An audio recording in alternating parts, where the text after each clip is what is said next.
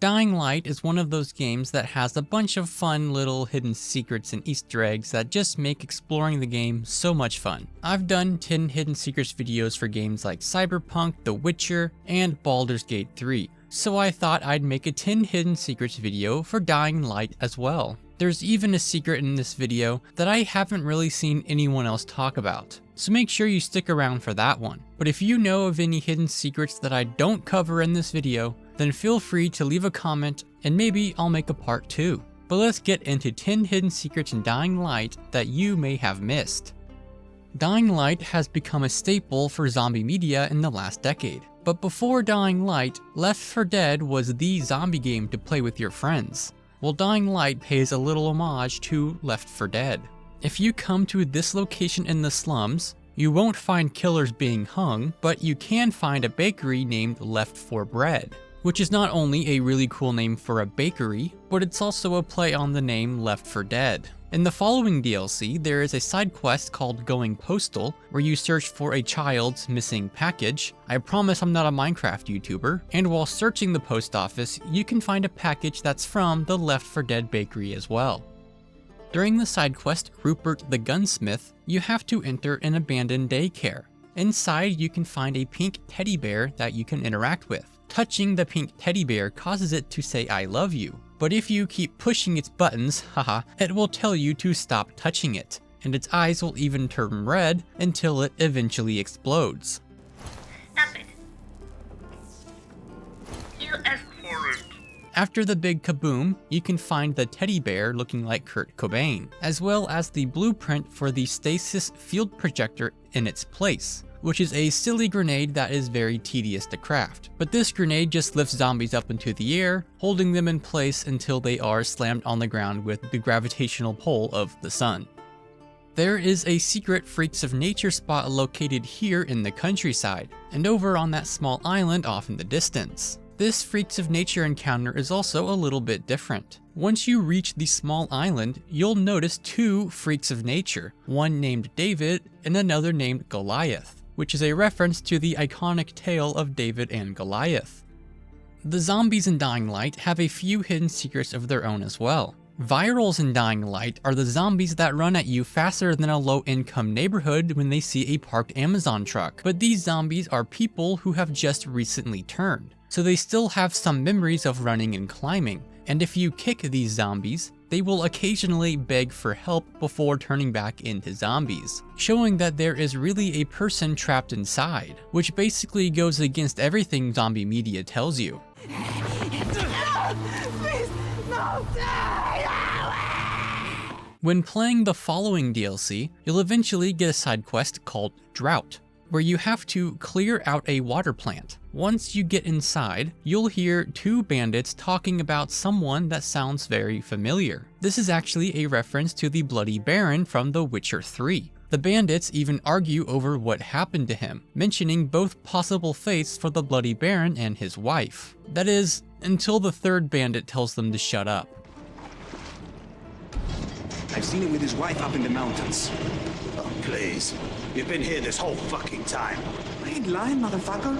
She looked better, like cured me. Now I know you're lying. Nobody gets their mind back after that kind of shit. Telling you, man. Seen it with my own eyes. No way. He killed himself. She died. Kid wound up on the streets.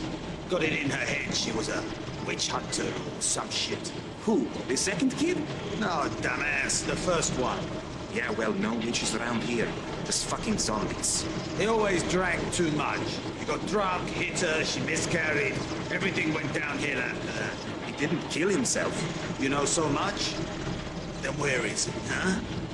You gonna lead the way? There is a funny Easter egg located in this warehouse in the slums. But first, you'll need to start this protection quest. And once you begin the quest, you can go inside the warehouse, and to the left will be a breaker box. Interacting with it will spawn in a bunch of zombies who will break into a dance number. The zombies will even pull out the Gangnam Style dance too. They also end their routine with a T-pose, right before turning hostile and trying to kill you. This breaker box can only be activated after you begin the protection quest, otherwise you won't be able to do anything with it.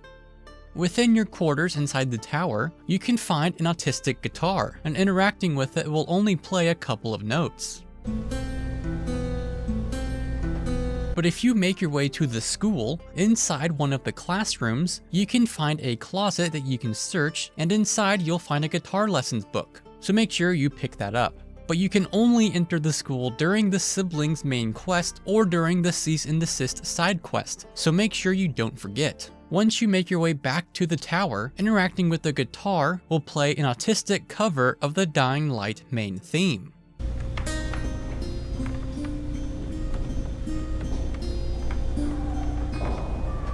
What I really love about zombie games is that they will always be full of references to other zombie media. As you drive around the countryside, you'll eventually hear a guy on the radio call for help. Once you help this farmer and his family, you'll unlock his farm as a safe house. But there's just one little issue. You can go around the side of the house and find a barn full of zombies. And if you knock on the barn door, it will fly open and the zombies will come pouring out. This is a reference to the scene from the Walking Dead episode called Pretty Much Dead Already, where the survivors find out that the farm that they're living on has a barn full of zombies. So they bust down the door and proceed to kill them all. Now you may think that zombies locked in a barn is a little too vague to be a direct reference to The Walking Dead. Well, if you go inside the barn, you can actually find one of the child zombies, and then break its neck. This being a reference to Sophia, who is the little girl that they spent the whole season searching for, but was inside the barn the whole time. Once you progress enough through the following DLC, you'll eventually hear about a plane crash, and then sent to check for survivors. After reaching the crash site, you find out that this plane belongs to Tolga and Fatin. These guys have a whole new line of quests for you to do. So after a tedium of scavenging for supplies and rescuing these room temp IQ bozos, they turn a train car into a rocket ship and blow themselves up. Afterwards, you can pick up this little hacking device, which allows you to open these containers spread around the map. Over on the far right side of the map, you can find this large stone structure, and on top of the pillar, you can find one of those secret containers. Inside, you'll be able to find the blueprint for Tolga's Folly. This is a rechargeable item that literally teleports you to random and convenient locations. Okay, sometimes it's a little inconvenient, but this can really come in handy if you're in a bind. Whether you're getting overrun by zombies, or if the girl you hooked up with a while ago tells you she's pregnant, this little panic button is a lifesaver. There is one location, however, that's a neat little Easter egg. You'll eventually teleport into a secret warehouse. This warehouse is actually a developer room, which is full of hamster wheels and a bunch of loot. You can also find 4 different paint jobs for your buggy scattered around the warehouse as well.